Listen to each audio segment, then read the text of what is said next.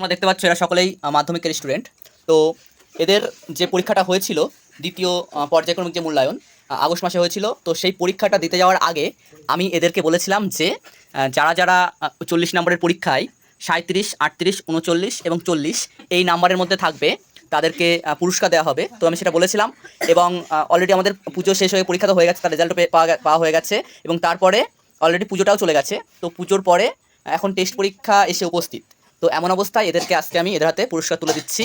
তো যাই হোক, এই পরীক্ষায় মূলত বাংলা এবং ভূগোল পরীক্ষাতেই মোটামুটি নাম্বারটা এসছে দেখলাম, সবার ইতিহাসে একটু কমাই হয়েছে।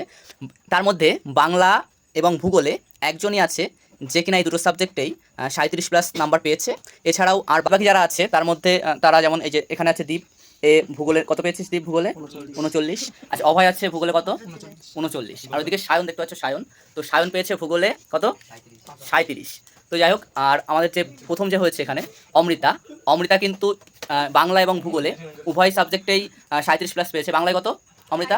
37। আর ভূগোলে কত? 39। বাহ! তাহলে এদের হাতে আজকে আমি ছোট্ট পুরস্কার তুলে দিচ্ছি, তো সেটাও তোমরা দেখতে পাবে এখানে। তো দেখো পুরস্কার এখানে আছে, আমি এক এক করে দিচ্ছি। তো প্রথমে দিয়ে নিই দীপ বিশ্বাস, সবাই একটু হাততালি দেবে। ওকে, নেক্সট অভয় দাস, সবাই একটু হাততালি দেবে। আচ্ছা, তারপরে সায়ন, সায়ন চলে আসবে। আচ্ছা, এবার আসবে অমৃতা, চলে আসবে। আচ্ছা, অমৃতা যেহেতু দুটোতে পেয়েছে তো একটা দিলাম, এই একটা, এটা বাংলার জন্য, তো হাততালি দেবে সবাই। এরপরে এটা হলো ভূগোলের জন্য, সবাই হাততালি দেবে।